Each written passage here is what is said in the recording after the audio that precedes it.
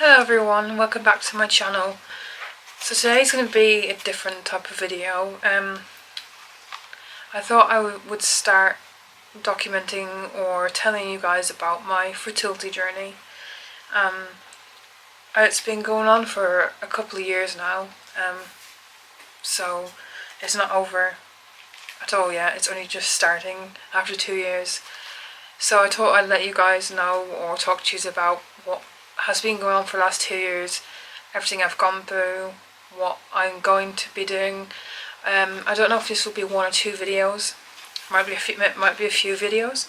So when I first started my fertility journey, I didn't actually know if there was something wrong with me, but I had a feeling that something was happening because I couldn't get pregnant. This started in the start of 2021. I put a request in online with my doctor, my GP, telling him that I was having difficulties getting pregnant. A few weeks after I put this request in online with my doctor, they booked a telephone call with me. So this telephone call, they just basically asked all my history, what was going on now, asked me a lot of questions about have I been pregnant before, everything, all my history. So from there, they booked me in for some blood tests. These blood tests were to check my hormones and to see if I had my MMR when I was a baby, which I did have my MMR when I was a baby, so I was like, yeah, I should be fine. Then they contacted me and my partner, and they said that my partner had to be tested first before me.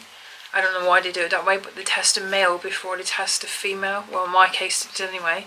So they tested my boyfriend. He came back fine, so obviously he was ruled out, and then they were going to go ahead with my tests. So my blood tests came back saying that I didn't have my MMR, or didn't have the immunity for the MMR, which I had it when I was a baby, but sometimes it doesn't work or last on people. I'm not sure why. Some people have to get it every time they're going to get pregnant. Some people only need to get it once in their life. Mine, I don't know why it didn't work, but I had to get it again. That was at the end of 2021 when I was told I needed to get the MMR again. So that was like almost a year after I'd initially contacted the doctors. Me being me, I'm afraid of getting vaccines and I'm afraid of injections. I don't mind getting my bloods done, but getting something injected into me, I don't like it. So my doctor said they could ask the fertility clinic if they would take me on without my MMR. So I asked him if they could do that.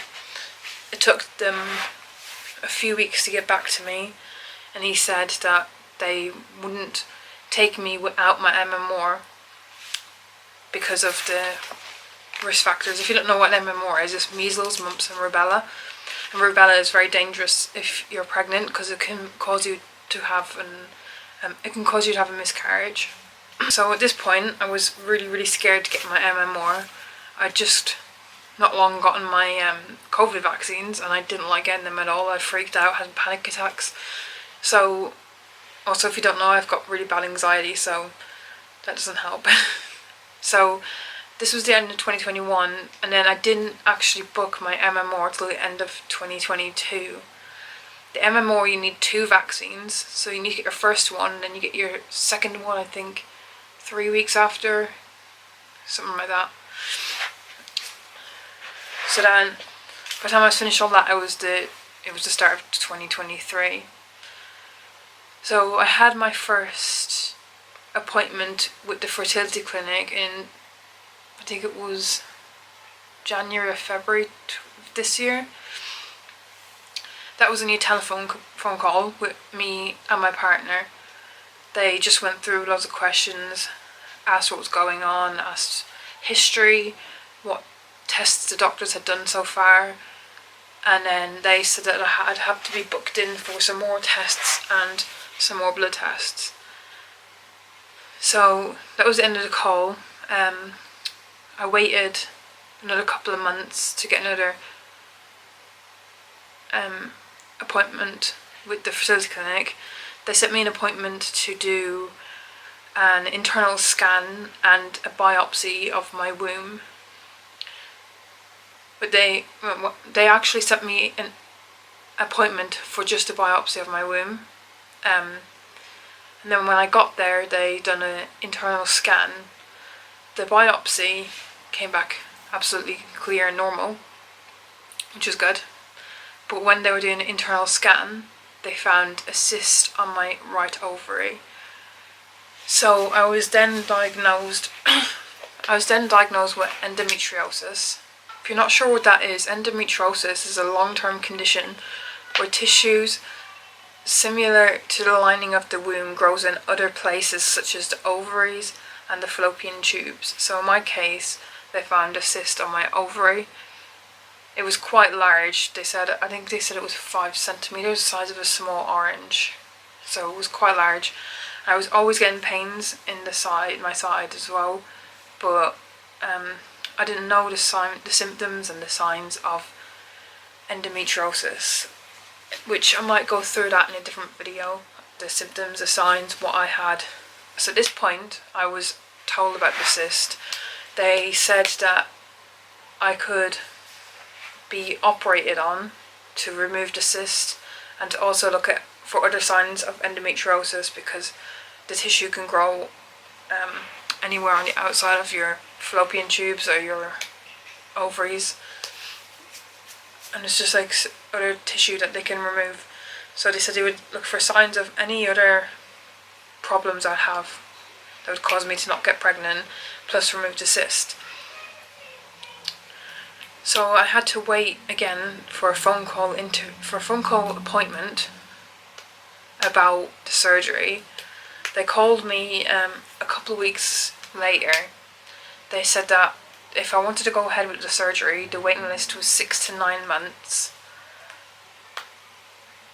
And in the meantime, I could continue trying to get pregnant. So at this point, I'm still waiting for the surgery. But since then, they gave me another appointment for another internal scan, just to look more in depth about my cyst and more in depth about everything else, and if they could see anything else. And this appointment was only about 3 or 4 weeks ago. So when I went for this, the week following up to this appointment, I was always getting pains in my right side, for the longest time. But the week before this appointment, the pains started getting really, really bad. And I said to my partner, my boyfriend, I said, these pains are getting really bad. I was just bent over, it was really painful. And I was thinking in my head, I was like, what if my cyst has burst? What am I supposed to do? What do I do? And then I was just thinking, because I've got anxiety, I always overthink everything. So I was like, maybe I'm just overreacting. I got my appointment next week. They'll tell me everything's okay and everything. So the following week, I went in to my appointment.